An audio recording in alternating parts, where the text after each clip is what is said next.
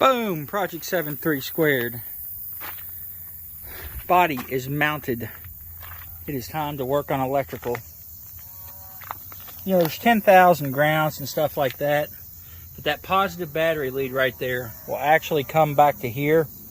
I'm gonna put my batteries in the back.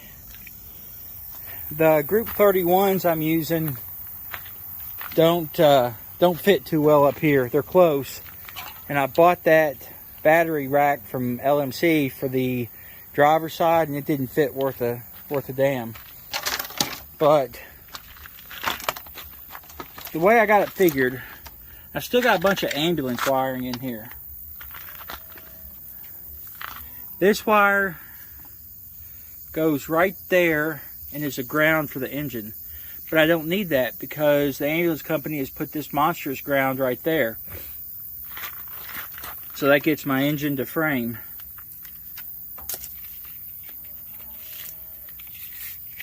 I'm assuming this goes back to the starter. And I'm assuming these two wires go back to the starter. So that's pretty cool. This is just another ground. So if I get down there and loosen them off the starter, I can kind of straighten this stuff up a little bit. What I'm going to do, obviously coming off the battery, I'm going to feed this up to the inside of the firewall here. And that's going to be my main junction block for all the 12 volt.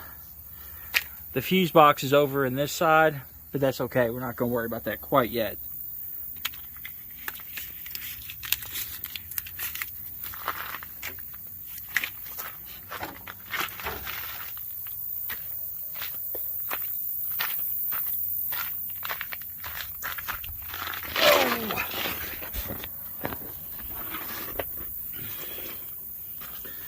That loop right there is the main battery cable that comes from the back that goes over to the starter, I think. That was another one that went to the back box I had to cut.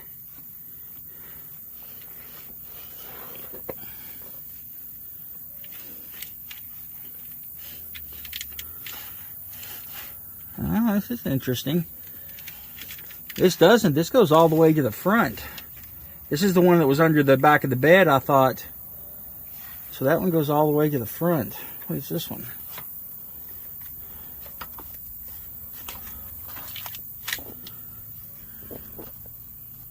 Well, that's real good. That's probably the starter solenoid. Yeah.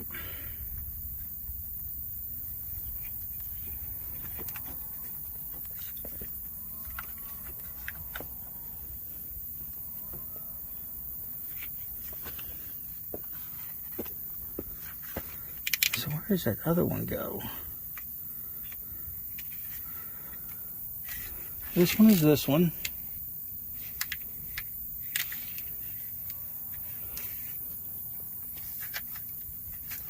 This one is that one. This appears to be the starter. Okay, so these cables are not what I had expected. It's going to change plans a little bit, but not too bad. If that's the case, instead of this one running up and over and around and down, I could theoretically bring it up the frame rail and meet at the fuse box. I got to think about that. Let me do some investigating here and get this starter that apparently I've broken off of here and see what these wires are. I'll bring you back here in just a second. Alrighty, we got some of this pulled apart here. And why are the cows hooping and hollering? Jeez, oh Pete. So I got all the wires out from where the starter ran. It was indeed a broken solenoid, so that's just spectacular. I think what I'm going to do, I'm going to try to run this cable right here that came up and around, down and through and under and around, up that passenger or that driver's side.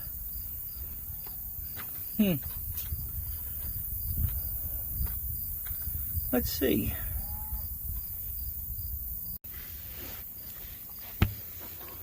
Oh.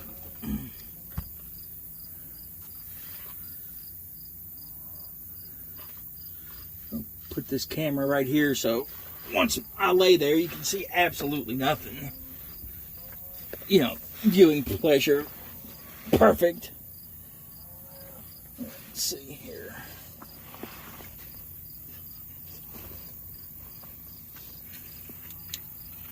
This comes all the way up.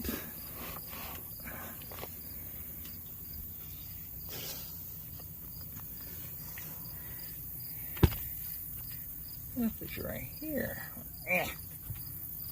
Come on, pivot, baby, pivot.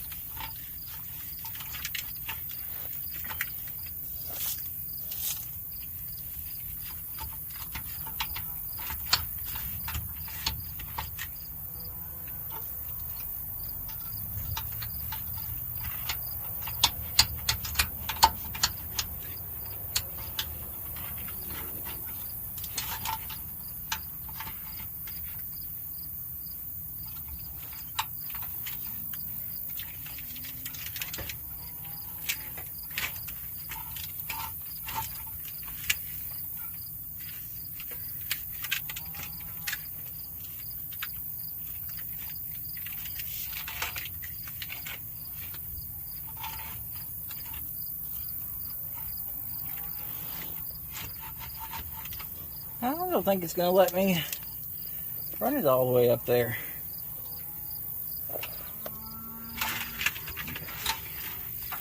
Issue number 2.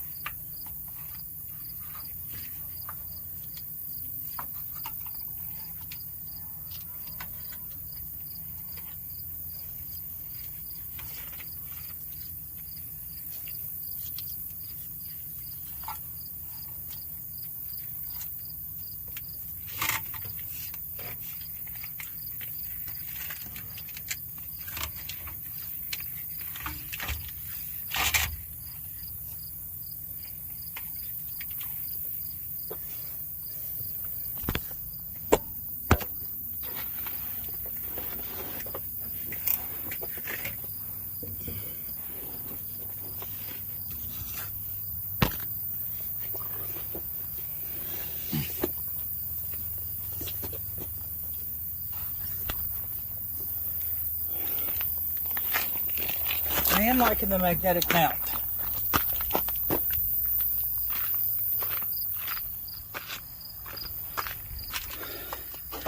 Yeah, I'll bring that wiring harness right up through here to the fuse block.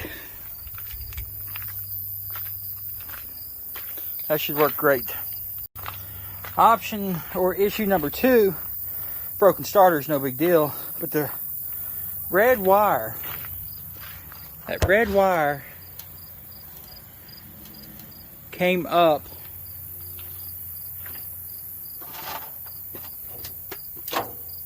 right in here somewhere. And I'm assuming It comes off the engine somewhere.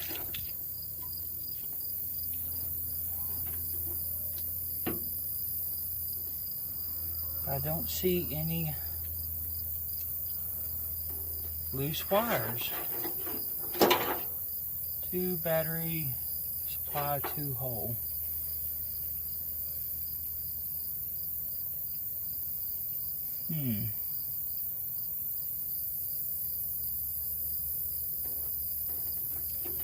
I don't recall seeing any cut wires.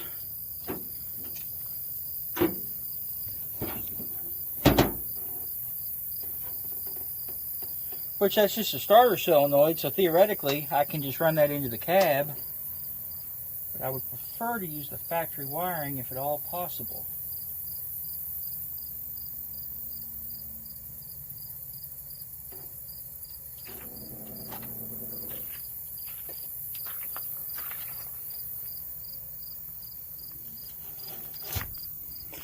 Well, that's about got it for tonight. Got the old wiring taken out. Tomorrow, I actually maybe, or the next day, want to try to get that harness bundled up and put up there.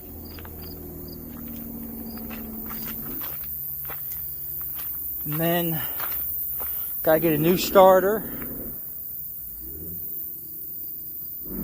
That gives me a couple days until the weekend, when hopefully I can have all this stuff at least where it turns over. Wish me luck. Ignore the jackass with the Jake brakes. I know exactly where he's coming, and he does not need them where he is. People like that give him a bad name. Anyways, you guys be good and be safe. Say goodbye to my dirty hands, and we'll catch you next time.